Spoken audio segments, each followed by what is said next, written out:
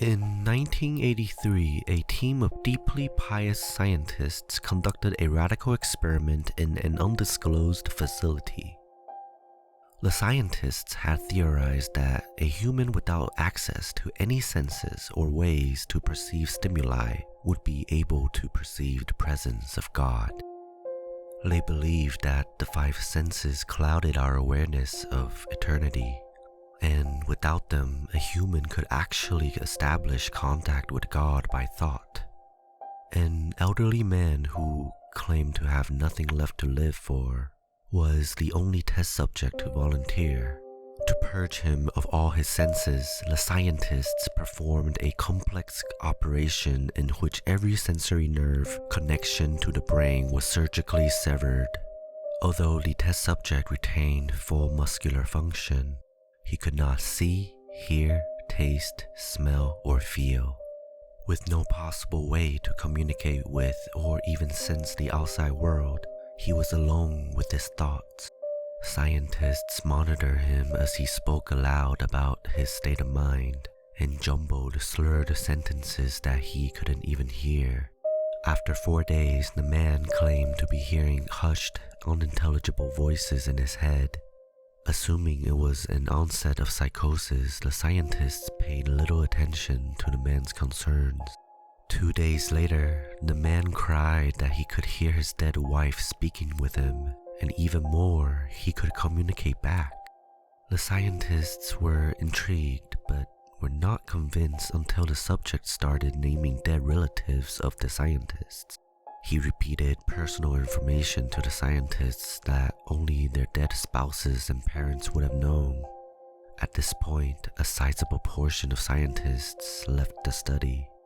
After a week of conversing with the deceased through his thoughts, the subject became distressed, saying the voices were overwhelming. In every waking moment, his consciousness was bombarded by hundreds of voices that refused to leave him alone. He frequently threw himself against the wall, trying to elicit a pain response. He begged the scientists for sedatives so he could escape the voices by sleeping. This tactic worked for 3 days, until he started having severe night terrors. The subject repeatedly said that he could see and hear the deceased in his dreams.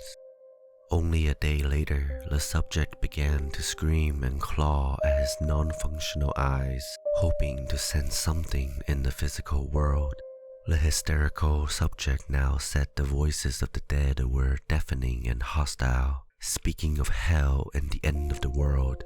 At one point, he yelled, "No heaven, no forgiveness," for 5 hours straight. He continually begged to be killed, but the scientists were convinced that he was close to establishing contact with God. After another day, the subject could no longer form coherent sentences. Seemingly mad, he started to bite off chunks of his flesh from his arm. The scientists rushed into the test chamber and restrained him to a table so he could not kill himself. After a few hours of being tied down, the subject halted his struggling and screaming. He stared blankly at the ceiling as teardrops silently streaked across his face. For 2 weeks, the subject had to be manually rehydrated due to the constant crying. Eventually, he turned his head and, despite his blindness, made focused eye contact with the scientist for the first time in the study. He whispered, "I have spoken with God and He has abandoned us." And his vital signs stopped. There was no apparent cause of death.